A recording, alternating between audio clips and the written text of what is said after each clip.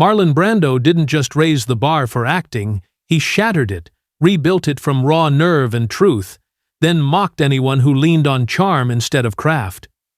To him, most of Hollywood was faking it. These 10 performers? He didn't just dislike them, he thought they couldn't act. Frank Sinatra. To Marlon Brando, Frank Sinatra wasn't an actor. Their mutual loathing on the set of Guys and Dolls wasn't just personal, it was philosophical. The casting itself was controversial. Sinatra wanted the role of Sky Masterson, the romantic lead, but director Joseph Mankiewicz gave it to Brando, relegating Sinatra to the secondary role of Nathan Detroit. This wasn't just a professional slight. Sinatra had grown up in musical theater, had honed his timing in thousands of live performances, and believed he understood the material better than any method actor ever could. The role of Sky Masterson, a smooth-talking gambler who sings "Luck Be a Lady," should have been his. Instead, it went to Brando, who couldn't really sing and refused to approach the role with any sense of musical theater tradition. Sinatra, a master of timing and musical phrasing, approached film like a recording session. Hit your mark, deliver the line cleanly, and wrap by lunch. Brando, freshly electrified by the method, saw that as theatrical bankruptcy. He had no idea what acting was, Brando reportedly said in private circles. He thought if you smiled and stood still, you were doing the job. The production became a Cold War. Sinatra would arrive on set at 9 a.m., prepared to shoot his scenes in 1 or 2 takes the way he recorded songs. Brando would arrive hours late, demand multiple rehearsals to find the moment, and then blow take after take with deliberate variations that made editing nearly impossible. Mankiewicz, caught between 2 titans, tried to shoot around their scenes together, but the film's structure made that impossible. The irony? Sinatra had already earned an Oscar for From Here to Eternity. His portrayal of Private Angelo Maggio, the scrappy soldier who refuses to break, earned him the Academy Award for Best Supporting Actor in 1954, just a year before Guys and Dolls. But to Brando, that was luck, not skill. He believed Sinatra coasted on charisma, not character. And Brando despised charisma without depth. On set, he weaponized his process, mumbling lines, changing blocking, forcing dozens of retakes just to watch Sinatra seethe. During one musical number, Brando's deliberately flat singing forced Sinatra to redo his own takes to match the awkward tempo. "We're not making a musical," Brando allegedly told Mankiewicz. "We're making a film about real people who happen to sing." Sinatra, who'd spent his entire career making music feel effortless and natural, found this pretentious beyond measure. He called Sinatra a vaudevillian with a microphone, and once quipped, "Frank doesn't act," he announces. The dig was particularly sharp because Sinatra had, in fact, started in vaudeville-style big band performances, working his way up through the Harry James and Tommy Dorsey orchestras. To Brando, this background was disqualifying. For Sinatra, it was performance, and in that chasm, Brando saw not a rival, but a fraud. Years later, when asked about working with Brando, Sinatra's response was terse. "He's the most overrated actor in the world." The feeling, clearly, was mutual. Their feud became Hollywood legend, a symbol of the collision between old Hollywood professionalism and new method intensity. Neither man ever publicly reconciled or spoke kindly of the other. In many ways, their conflict represented a larger cultural shift. Burt Reynolds, Brando's contempt for Burt Reynolds went beyond rivalry. When Reynolds emerged as a contender for Michael Corleone in The Godfather, Brando issued a blunt ultimatum. "If you cast him, I walk." And he meant it. This wasn't an idle threat. By 1970, Brando's career was in shambles. He'd spent the 1960s sabotaging productions, gaining weight, and earning a reputation as box office poison. The Godfather was supposed to be his comeback, but only if he accepted minimal pay and agreed to a screen test. Yet even in this diminished state, he wielded enough power to veto casting decisions, and he used that power to destroy Reynolds' shot at what would become one of cinema's most iconic roles. Why? Because in Reynolds, Brando saw everything he'd spent his career fighting against: the actor as brand, not artist. He is the epitome of everything that is disgusting about the thespian, Brando once declared. He worships at the temple of his own narcissism. The jab cut deep, not just because Reynolds was handsome and bankable, but because he embraced stardom. Reynolds had spent years cultivating his image as the ultimate good old boy, charming and self-deprecating in interviews, always ready with a quip and a smile. He appeared on talk shows, dated high-profile celebrities, and seemed to genuinely enjoy being famous. This was anathema to Brando, who'd spent decades hiding from cameras, refusing interviews, and treating fame as a burden he'd never asked for. While Brando hid from fame, Reynolds posed nude in Cosmopolitan. The 1972 centerfold, shot by Francesco Scavullo, became a cultural phenomenon. It was cheeky, self-aware, and commercially brilliant. It was also, to Brando, the ultimate prostitution of the actor's craft. While Brando mumbled and brooded, Reynolds grinned and winked. To Brando, that wasn't acting. "He plays himself in every movie," Brando sneered, "and himself isn't interesting enough to carry a scene." The accusation had some merit. Reynolds's best-known roles all featured variations of the same roguish, macho, Southern-inflected charm. But what Brando read as limitation, audiences read as authenticity. Reynolds wasn't pretending to be someone else. He was offering up a heightened version of himself. And in the 1970s, that persona was worth millions at the box office. Reynolds, for his part, never denied the slight. "Brando cost me The Godfather," he admitted decades later. "I never got over it." In interviews toward the end of his life, Reynolds would mention the lost role with genuine regret, acknowledging that Michael Corleone could have transformed his career from action star to serious actor. Instead, the role went to Al Pacino, another method actor who Brando could tolerate, and Reynolds continued making the populist crowd-pleasers that made him rich but critically dismissed. But Brando didn't care. In his eyes, Reynolds wasn't just untalented, and that made him unforgivable. The fact that Reynolds would later win acclaim for Boogie Nights, playing a broken pornography director with genuine pathos, came too late to change Brando's assessment. By then, Brando had long since stopped caring about acting at all, having spent the 1980s and 90s taking paycheck roles and mocking the entire industry from his private island in Tahiti. Audrey Hepburn. Few would expect Brando to dismiss Audrey Hepburn, the elegant, universally adored star of Roman Holiday and Breakfast at Tiffany's. But his rejection of her wasn't personal. It was artistic. When offered the lead in the 1956 epic War and Peace, Brando refused to co-star with her, allegedly saying, "She's not talented enough." The remark stunned producers.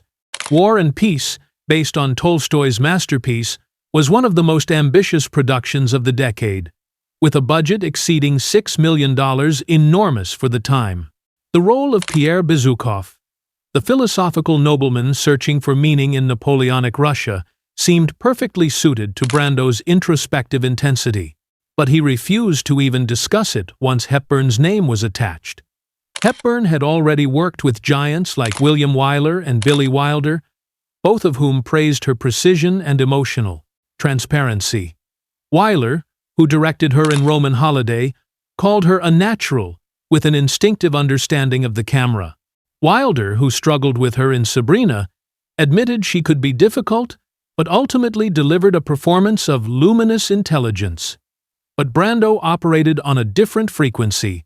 He valued raw, unfiltered humanity, grit, sweat, rage, desire, Hepburn's refinement, her poise, her almost balletic restraint.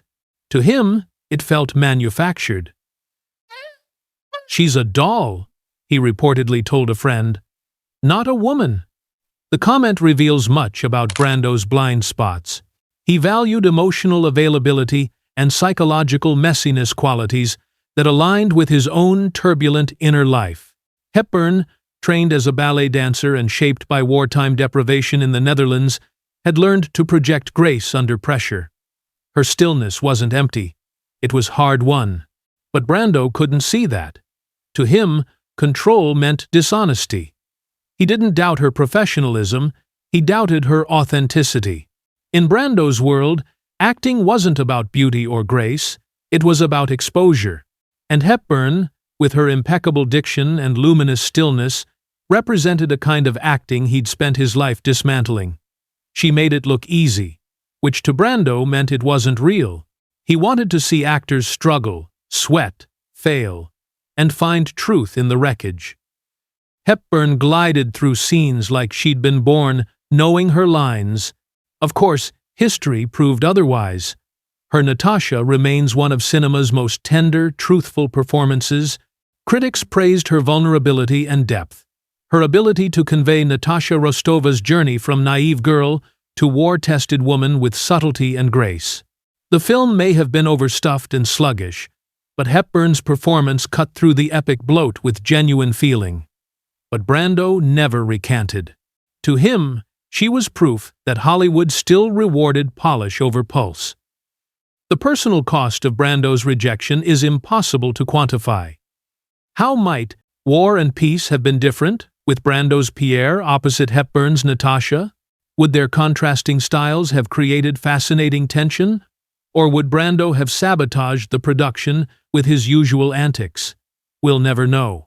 What we do know is that Henry Fonda took the role instead, delivering a solid if unspectacular performance, and the film became a beautiful, expensive, and ultimately forgettable artifact of 1,950 seconds prestige cinema. Richard Harris. Richard Harris arrived in Tahiti in 1961 as a devoted Brando acolyte. A rising star with classical training and fiery intensity, Harris saw Brando as the messiah of modern acting. He'd watched On the Waterfront dozens of times, studied Brando's gestures and silences, and genuinely believed that working with him would be the education of a lifetime. But Mutiny on the Bounty shattered that illusion.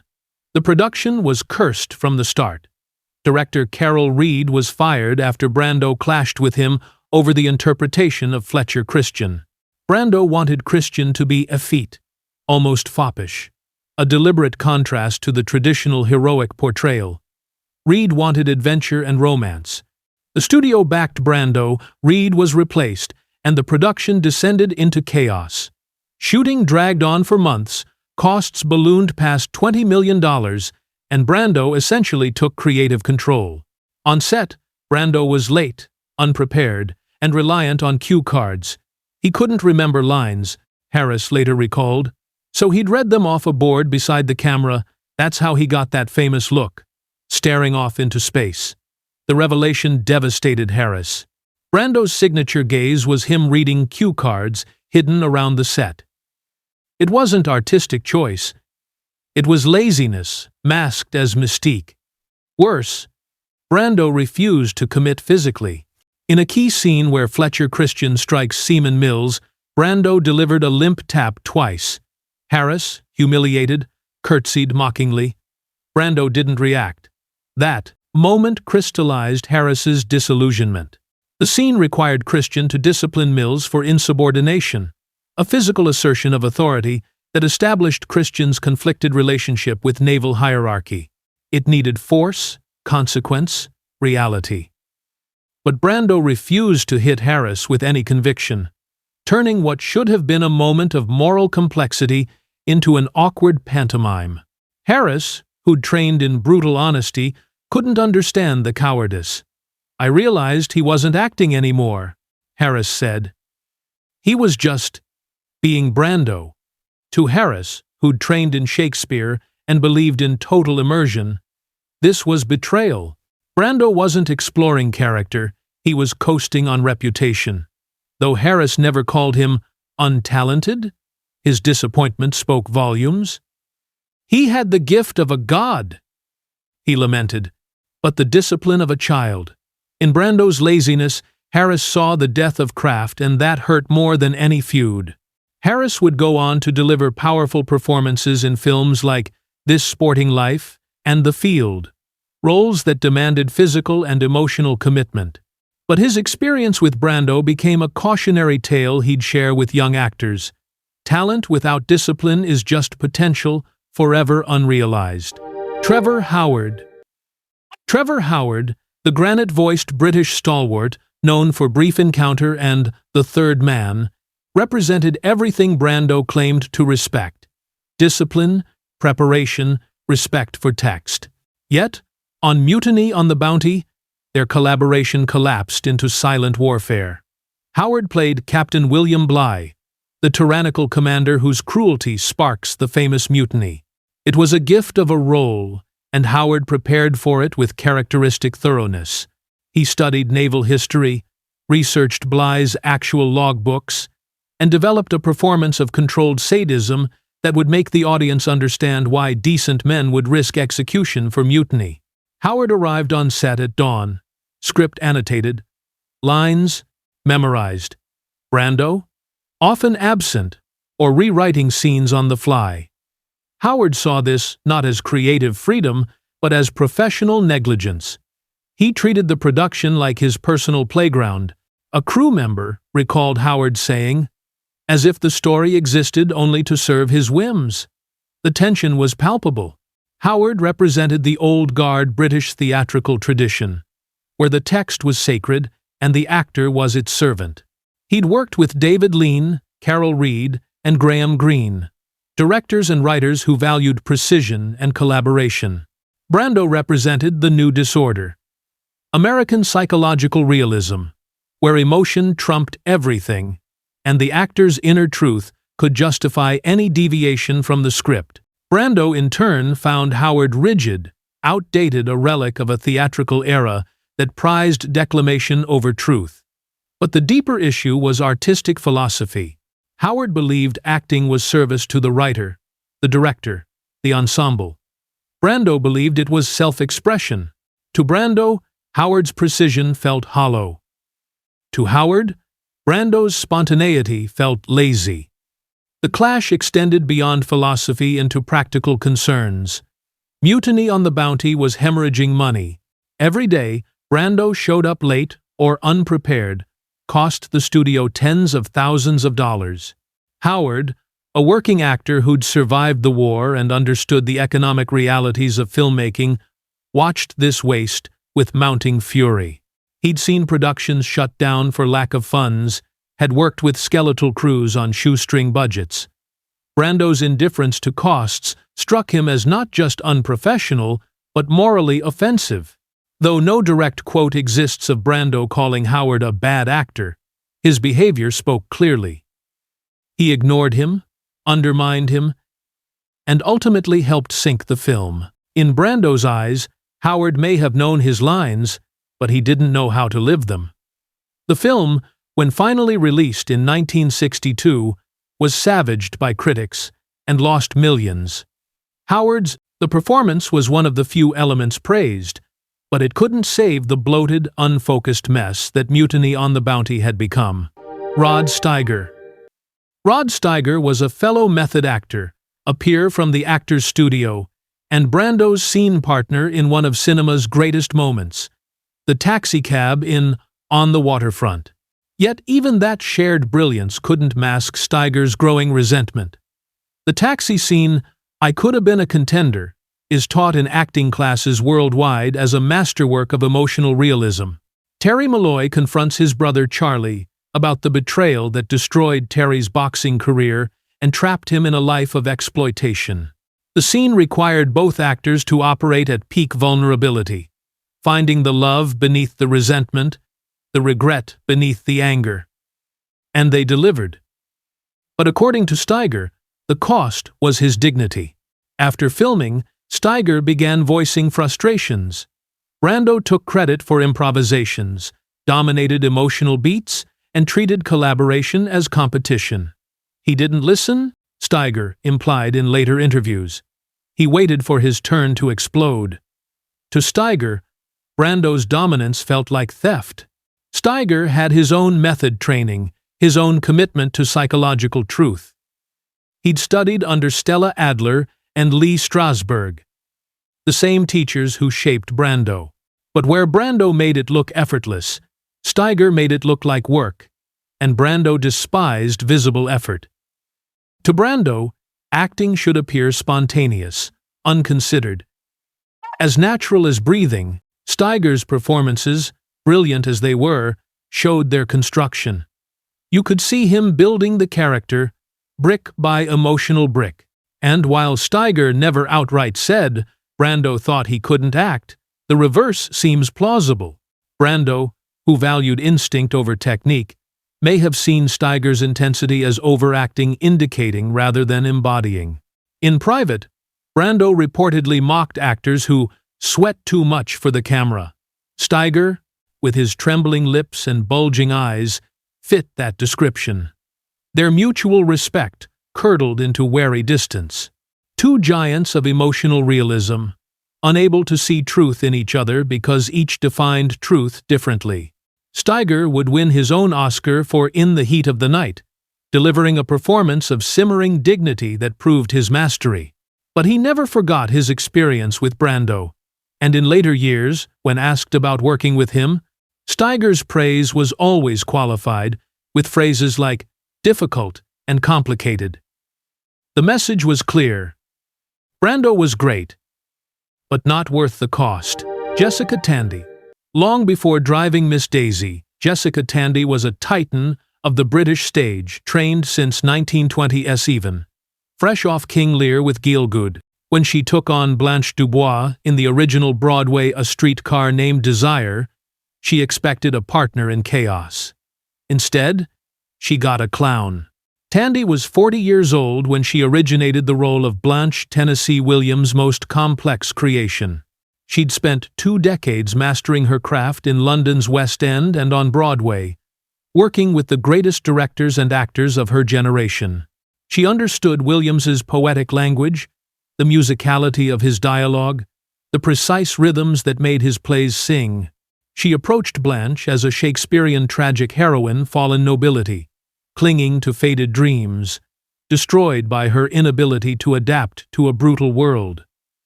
Brando, then 23, treated rehearsals like recess. He'd horse around backstage, once returning with a swollen jaw from roughhousing. He mumbled, missed cues, and treated Tennessee Williams's masterpiece as improv night. Tandy, a consummate professional, was appalled. "He had no respect for the text or for me," she reportedly told colleagues. The age difference complicated everything. Tandy was old enough to be Brando's mother, and she'd earned her authority through decades of discipline. Brando was essentially a teenager, albeit one, with extraordinary intuitive gifts. Director Elia Kazan mediated between them, recognizing that their conflict was actually productive. Tandy's controlled brittleness and Brando's feral intensity created exactly the tension Williams' play required. To her, acting was sacred duty. To Brando, it was visceral play. She saw his rawness not as genius, but as immaturity masquerading as rebellion. He thought talent excused discipline. She once said, though never publicly, in her eyes, Brando didn't act. He reacted. And reaction without intention, she believed, was noise, not art. The irony, of course, is that history remembers Brando's performance more vividly than Tandy's. When the film version was made in 1951, Tandy was replaced by Vivien Leigh, who won the Oscar.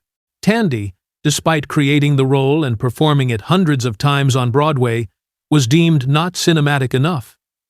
The rejection stung, and Brando's triumph added salt to the wound. Decades later, when asked about Brando's legacy, she'd offer faint praise. He was effective. The pause said everything. For Tandy, He was proof that instinct without craft was just chaos. She'd go on to win her own Oscar at 80 for Driving Miss Daisy, finally receiving the recognition that had eluded her in 1951, but she never softened her assessment of Brando. To the end, she represented a generation that believed acting required more than raw talent. It required dedication, study, and respect for those who came before. John Wayne. Though they never shared a screen, Marlon Brando and John Wayne represented opposing poles of American masculinity and acting philosophy. Wayne, the stoic cowboy, believed in clarity, simplicity, and service to story. "I'm not an actor," he once said. "I'm a reactor." The quote reveals Wayne's entire approach.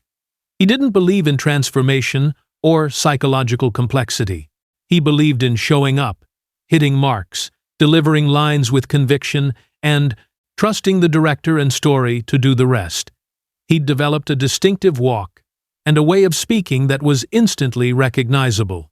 He was John Wayne in every film, whether he was playing a cowboy, a soldier, or Genghis Khan. Brando, meanwhile, saw such performances as emotionally vacant, wooden idols propped up by patriotism. He openly mocked Wayne's style as cowboy karate, devoid of inner life. The cowboy karate comment was particularly cutting because it suggested Wayne's physicality was choreographed, artificial, more martial arts kata than genuine human movement. In private, Brando reportedly called Wayne a walking American flag with no soul behind it. The political dimension deepened their mutual contempt. Wayne was an outspoken conservative, a supporter of anti-communist blacklists, a hawk on Vietnam. He believed in American exceptionalism, military valor, and traditional values. His films celebrated a mythic American West, where men solved problems with violence and moral clarity. Brando, by contrast, became increasingly political in the 1960s, supporting civil rights, opposing the Vietnam War, and famously refusing his Oscar for The Godfather to protest Hollywood's treatment of Native Americans. The irony? Wayne admired Brando's early work, but grew disillusioned by his later antics, especially his political activism and on-set behavior. To Wayne, Brando's rebellion wasn't artistic. It was disrespectful to the industry that made him. Wayne believed actors had a responsibility to audiences and studios, that filmmaking was a collaborative business, not a platform for ego or protest. Brando's transformation from hungry young actor to entitled saboteur confirmed all of Wayne's suspicions about method acting. It was self-indulgent nonsense that ruined productions and disrespected craftsmen. But to Brando, Wayne's consistency was complacency. Neither man understood the other's truth. Wayne saw himself as a working actor providing honest entertainment. Brando saw a symbol of American mythology at its most dangerous: violence without consequence, certainty without doubt, heroism without cost. And in that mutual incomprehension, Brando saw not a legend, but a symbol of everything old Hollywood got wrong. Christopher Reeve. Years after his prime, Brando accepted a role in Superman not for the story, but for the paycheck. And it showed. The deal was infamous. Brando received $3.7 million and a percentage of the gross for approximately 12 days of work. He would play Jor-El, Superman's biological father, appearing in the film's opening Krypton sequence and later as a holographic guide. It was the ultimate cynical calculation: maximum money for minimum effort. Brando negotiated the deal himself, demonstrating the business acumen he claimed to despise in others. Christopher Reeve, the earnest, classically trained newcomer playing the Man of Steel, watched in dismay as Brando treated the set like a vacation. He arrived overweight, refused to learn lines, and improvised dialogue that clashed with the film's tone. Reeve, who'd trained at Juilliard and believed in preparation, found Brando's approach baffling. Reeve had been cast after an exhaustive search. He was unknown, handsome in a wholesomely American way, and crucially, he took the role seriously. He studied the Superman comics, worked with a dialect coach to develop Clark Kent's fumbling voice, and spent months in the gym building the physique the role demanded. He believed in Superman as mythology, as American iconography, as a character who embodied optimism and moral clarity in a cynical age. He wasn't acting, Reeve later confided to friends. He was just present. Brando, for his part, saw Reeve as naive, a pretty boy playing dress-up in tights. He reportedly mocked him behind his back. He thinks flying in a cape makes him Hamlet. The mockery was unfair. Reeve brought genuine depth to Superman, finding real emotion in the character's isolation and dual identity. But Brando, by this point, had contempt for anyone who believed in anything, especially comic book heroes. The tension never erupted publicly, but the disconnect was palpable. Director Richard Donner tried to keep them separated as much as possible, knowing that Brando's cynicism could poison Reeve's earnest commitment. In Reeve, Brando saw the new Hollywood ideal: clean-cut, marketable, safe. And in Brando, Reeve saw the cost of genius without discipline. Neither respected the other's craft, and both were right, in their own way. The tragedy is that Reeve's career trajectory proved Brando's criticism hollow. After Superman's success, Reeve struggled to escape typecasting, but he kept working, kept training, kept believing in the craft. His later paralysis and advocacy made him a genuine hero in a way Brando never achieved. And Brando? He spent the next 2 decades taking paycheck roles, gaining weight, and becoming a self-parody. In the end, Reeve had more discipline, more courage, and more integrity than the man who dismissed him as a pretty boy in tights, Sophia Loren. Their collaboration with a countess from Hong Kong was supposed to be a meeting of legends. Instead, it became a masterclass with mismatched expectations. The film was doomed from conception. Chaplin, by 1967, was 78 years old and hadn't directed a feature since 1957. He'd written A Countess from Hong Kong decades earlier as a vehicle for Paulette Goddard, his former wife. The script was a relic of screwball comedy, a genre that had died in the 1940s. It featured mistaken identities, slamming doors, and broad physical comedy that required precision, timing, and commitment to farce. It needed actors who believed in Chaplin's vision. Instead, it got Brando and Loren, both utterly wrong with the material. Sophia Loren, Italy's most glamorous export, expected elegance, precision, and old world charm. Brando showed up, disengaged, overweight, and openly bored. He later admitted he took the role only for money and didn't give a damn about the story. The admission came in his autobiography, where he described the experience as torture working for a director he respected, but on material he found embarrassing. Loren, a disciplined performer who'd won an Oscar for Two Women, was stunned by his indifference. He didn't even try, she said years later. It was like acting with a ghost. She'd expected to learn from Brando, to engage with one of cinema's greatest talents. Instead, she spent weeks trying to generate chemistry with a man who refused to meet her eyes, who seemed physically repulsed by the romantic scenes they had to shoot. Brando, in turn, found her performance overly theatrical, all eyes and sighs, no spine. To him, she represented European melodrama, not truth, and truth was all he cared about. The criticism was particularly unfair. Loren's style came from Italian neorealism, from working with Vittorio De Sica and Roberto Rossellini. She knew how to find reality in heightened circumstances. But Brando, by this point, wasn't interested in finding anything. He was just collecting paychecks. Though Loren never called him untalented, her disappointment was clear. He had the power to move you, but only if he chose to. The conditional was damning. In Tahiti, during Mutiny, Brando claimed a local woman asked to be released from filming because it wasn't real. Perhaps Loren felt the same. In Brando's apathy, she saw not laziness, but abandonment of the art they both claimed to love. The film was a disaster. Critics savaged it. Audiences ignored it. And Chaplin's reputation suffered a blow from which it never fully recovered. Loren moved on, continuing to work steadily and intelligently, choosing roles that honored her dignity and talent. Brando sank deeper into self-loathing and cynicism, his gifts wasted on films he despised and audiences he'd stopped respecting. The cost of perfection. Marlon Brando's standards were merciless because he believed acting was sacred.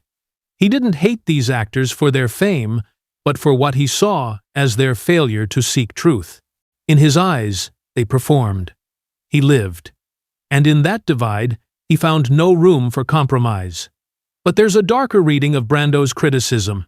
Perhaps he saw in these actors not their failures, but his own.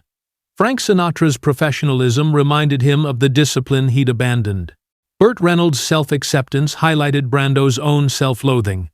Audrey Hepburn's grace exposed his chaos. Richard Harris's disillusionment reflected his own betrayal of the method. Trevor Howard's work ethic shamed his laziness.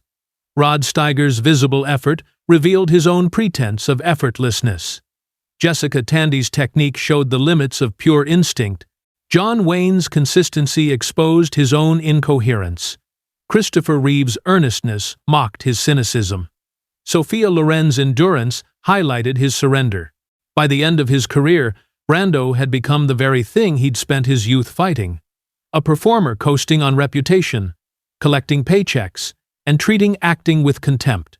His last decades were marked by bizarre performances whispering through the island of Dr. Moreau in white makeup and a bucket hat, eating flowers and nonsense speaking in scenes that had to be cut. Directors reported he wouldn't learn lines, wouldn't take direction, wouldn't engage with other actors. He'd become the ultimate fraud, the genius who chose mediocrity. The tragedy of Marlon Brando isn't that he was difficult or that he burned bridges. It's that he set a standard of truth so absolute that not even he could maintain it. He demanded that acting be life itself, raw and unmediated. But life is complicated, contradictory, and exhausting. No one can sustain that level of intensity. For decades, eventually, even Brando had to choose between the purity of his ideals and the messiness of survival. He chose survival, but he never forgave himself or anyone else for the compromise. These actors he dismissed, most of them kept working, kept growing, kept finding ways to honor their craft within their limitations. They understood something Brando never accepted, that acting, like any art, requires not just truth, but also discipline, generosity, and sometimes even joy. They weren't frauds. They were professionals. And in the end, that may have been their greatest sin in Brando's eyes.